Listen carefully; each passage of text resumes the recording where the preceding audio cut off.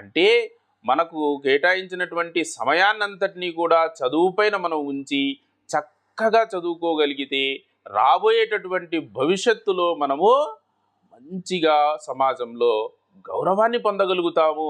ఏ విధంగా గుడిలో దేవుడు పూజింపబడతాడో ఆ విధంగా మనకు సమాజంలో గుర్తింపు వస్తుంది. లేదంటే గుడి బయట ఉన్నటువంటి బండరాయి వలె మనము సమాజంలో మనము చాలా కష్టపడాల్సి వస్తుంది. ఈ సందర్భంలో మనం ఒక పద్యాన్ని గుర్తుకు చేసుకుందాం. ఎండ వెనుకే వాన నిండు హర్షమునిచ్చు, రేయి వెనుకే పగలు హైనిచ్చు, బాధ వెనుకే సుఖము బహుళమై చెలగురా వాస్తవము నర్లవారి మాట అన్న పద్యము ఈ సందర్భానికి చక్కగా సరిపోతుంది.